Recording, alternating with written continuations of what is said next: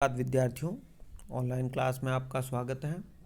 सर्वप्रथम आपको बता दें कि कॉलेज के यूट्यूब चैनल पर अब वीडियो नहीं अपलोड किए जाएंगे, इसी चैनल पर होंगे जिसका नाम हिंदी साहित्य स्नातक JNVU है। इसको आप सब्सक्राइब करें और आगामी वीडियो आप तक पहुंचेगा। इसके लिए जो बेल आइकन है उस पर प्रेस करें। और हम रस के उदाहरण और उसके लक्षण पढ़ रहे हैं। रस की बात हमने की है, काफ़ी रसों के बारे में। आज हम बात करेंगे भयानक रस, उसका उदाहरण और उदाहरण को जो हमारे रस के अव्यय हैं उस पर घटित होता देखेंगे या समझेंगे। भयानक रस, जहाँ भय का संचार हो वहाँ भयानक रस। एक उदाहरण है, समस्त सर्पो संग श्याम ज्यों कटे, कलिंदी की नंदिनी से सुअंक से, खड़े किनारे जितने मनुष्य थे सभी महाशंकित भीत उठे, हुई कई मूर्छित घोर त्रास से, कई भगे मेदिनी में गिरे कई, हुई यशोदा अति ही प्रकंपिता, ब्रजेश भी व्यस्त समस्त हो गए। यहाँ जब श्री कृष्ण यमुना में कूद जाते हैं अपनी गेंद लेने के लिए, पर वहाँ सर्प जो नागराज है उनको घेर लेते हैं, तब वहाँ भयानक रस की निष्पत्ति होती है। यहाँ भयानक रस है और स्थायी भाव भय है। और भय किसके हृदय में व्याप्त है? श्री कृष्ण के नहीं, ब्रजवासियों के हृदय में व्याप्त है। इसलिए आश्रय जो है वो ब्रजवासी है और इसके आलम्बन है श्री कृष्ण जो सर्पों से घिरे हुए उसका दृश्य है। अनुभव होता है आश्रय की चेष्टाएं, और उद्दीपन विभाव जो होता है वो श्री कृष्ण की चेष्टाएं होता है। अनुभव भागना, गिरना, कांपना, मूर्छित होना, यह सब ब्रजवासी हो रहे हैं, यशोदा के हृदय में हो रहा है। वो गिरते हैं, भागते हैं, मूर्छित होते हैं कि यह क्या हो गया है। और यहाँ शंका, आवेग, मोह आदि संचारी भावों का भी आना जाना लगा रहता है। तो इस प्रकार यहाँ भय नामक स्थायी भाव हृदय में उत्पन्न हो रहा है और इससे भयानक रस निष्पन्न हो रहा है। आगे हम देखते हैं विभत्स रस। विभत्स रस में वो घृणित वस्तुएं या गंदी वस्तुएं हैं या बदबूदार वस्तुएं हैं, ऐसा दृश्य है, वह देख करके विभत्स रस उत्पन्न होता है। इसका स्थायी भाव जुगुप्सा है। एक उदाहरण है, रिपु आंतन की कुंडली करी जोगिनी चबात, पीबे में पानी मनो जुगती जलेबी खात। एक जोगिनी कुंडली को चबा रही है, जैसे कोई पानी पागी मनो जुगती जलेबी, कोई युवती जलेबी खा रही है, आंतन की कुंडली चबा रही है। तो यहाँ विभत्स रस है, स्थायी भाव जुगुप्सा है। आश्रय दर्शक है जो आंतों को खाती हुई जोगिनी को देख रहे हैं। आलम्बन वो जोगिनी है जिसको देखकर उन दर्शकों के हृदय में आश्रय जो है उनके हृदय में जुगुप्सा या घृणा कह सकते हैं नामक भाव उत्पन्न होता है। वह विभत्स रस है। विभत्स, बुरा, भयंकर। उद्दीपन, आंतों को पीप में पाक पाक कर खाना, ये उद्दीपन विभाव है। और उद्दीपन विभाव वही होता है जो आलम्बन की चेष्टाएं है। आलम्बन कौन है? जोगिनी है। और जोगिनी क्या चेष्टाएं कर रही है? आंतों को खा रही है। और यहाँ अनुभव होती हैं आश्रय की चेष्टाएं। और आश्रय क्या करता है? नाक भौं सिकोड़ता है, आंखें बंद करता है आदि, और संचारी भाव, आवेग इत्यादि होता है। तो इस प्रकार यह विभत्स रस यहाँ घटित हो रहा है।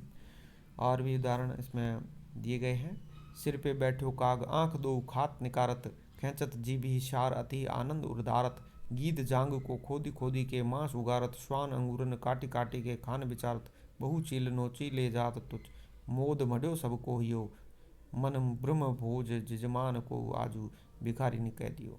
तो इस प्रकार यहाँ पर भी जो पशु पक्षियों द्वारा लाशों को खाया जा रहा है युद्ध भूमि में, विभत्स रस निष्पन्न हो रहा है। स्थायी भाव यहाँ जो आश्रय है दर्शक, उनके हृदय में जुगुप्सा नामक स्थायी भाव उत्पन्न हो रहा है। आलम्बन यहाँ वह मसान है जहाँ पर देखा जा रहा है। और उद्दीपन विभाव क्या है, वो शमशान में काग इत्यादि आँखों को निकाल रहे हैं, चार जीव को खींच रहे हैं, गीत जांग मांस उखाड़ रहे हैं, यह सभी उसको दीप्त कर रहे हैं उसको। और इसका अनुभव जो दर्शक आश्रय हैं उनके हृदय में जो होता है, रोमांच, नाग भोग, सिकोड़ना आदि और संचारी भाव आगे आवेग इत्यादि। तो इस प्रकार एक और उदाहरण ये भी है, रक्त मांस के सड़े पग। तो इस प्रकार से ये जो भाव उत्पन्न होता है हृदय में आश्रय के, वह विभत्स रस है, जहाँ रस की हम बात करते हैं और इसका स्थायी भाव जुगुप्सा है। आगे हम रस देखेंगे। एक अद्भुत रस, जहाँ अद्भुतता हो, आश्चर्यजनक चीज़ जहाँ घटित होती हो, वहाँ विस्मय हो, जहाँ पर विस्मयकारी चीज़ ऐसी देख लें, वहाँ साहित्य में, काव्य में, पंक्तियों में वहाँ अद्भुत रस घटित होता है। अखिल भुवन चर अचर जग हरिमुख में लखी जातु मातु, और चकित भई गदगद वचन विकसित दृग पुलकातु। माँ यशोदा श्री कृष्ण के मुंह में संपूर्ण जगत को देख करके जो गदगद होती हैं, चकित होती हैं, पुलकित होती हैं, दृग विकसित होते हैं, वहाँ अद्भुत रस का संचार होता है। यहाँ इसका स्थायी भाव जो है विस्मय है। विस्मय जो है वो हृदय में उत्पन्न होता है और वह अद्भुत रस में परिणत होता है। स्थायी भाव विस्मय सबके हृदय में है, और जब उसको कारण मिलते हैं, कारण है आलंबन, विभाव है, विभाव कारण है, वो आलंबन और उद्दीपन है। यहाँ आश्रय तो माता यशोदा है, जिसके हृदय में यह भाव जागृत हो रहे हैं। आलंबन कृष्ण का मुख है, कृष्ण का मुख देखकर, वो कारण है, वो विभाव है, वो देख करके ही अद्भुत रस यहाँ निष्पन्न हो रहा है। और उद्दीपन है मुख में अखिल भुवनों को, चराचर प्राणियों को देखना। विभाव दो प्रकार के होते हैं, आलंबन और उद्दीपन। यहाँ आलंबन कृष्ण का मुख है, और कृष्ण की जो चेष्टाएं हैं इस मुख में जो दिख रहा है वो उद्दीपन है। और भी इस स्थायी भाव विस्मय को उद्दीप्त कर रहे हैं, ये उसके कारण है। फिर उसका अनुभाव जो है वह आश्रय जो माता यशोदा हैं उनका स्वरभंग होना, रोमांचित होना, और नेत्रों का विकास होना, दीर्घ पुलकित होना, चकित होना, गदगद होना। तो इस प्रकार ये सभी अनुभाव हैं, क्योंकि यह आश्रय के हृदय में उत्पन्न होते हैं। जो उद्दीपन विभाव हैं वो जो है वो आलंबन की चेष्टाएं, वैसे ही अनुभाव जो है वो आश्रय की चेष्टाएं हैं।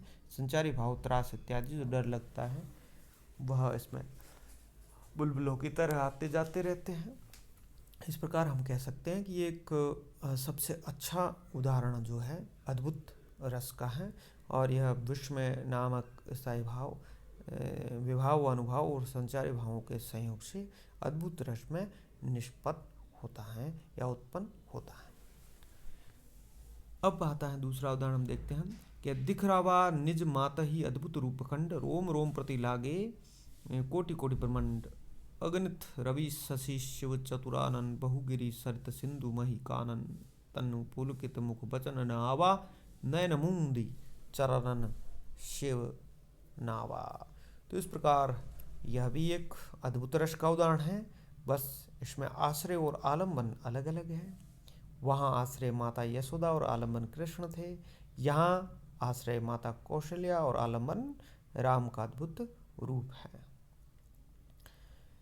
यहाँ भी स्थायी भाव तो अद्भुत का विस्मय ही होता है, और आलंबन राम, आश्रय कौशल्या। आश्रय का तात्पर्य जिसके हृदय में वह भाव, स्थायी भाव विस्मय विकसित हो रहा है।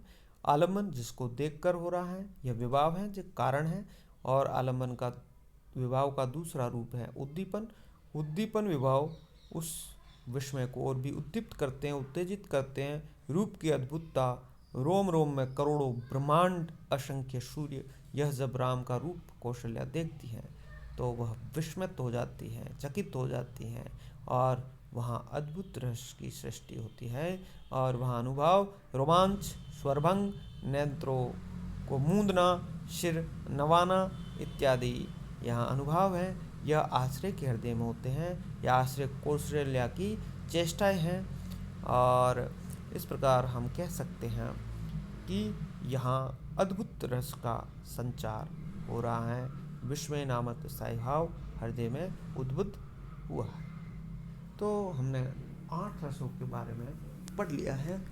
अगली बार में हम 3 रस और माने जाते हैं हमारे हिंदी साहित्य में। कुल 11 रस माने जाते हैं, मुख्य रूप से 9 हैं और 2 और भी हैं, वात्सल्य और भक्ति का। तो बाद में हम अध्ययन करेंगे। तब तक के लिए धन्यवाद।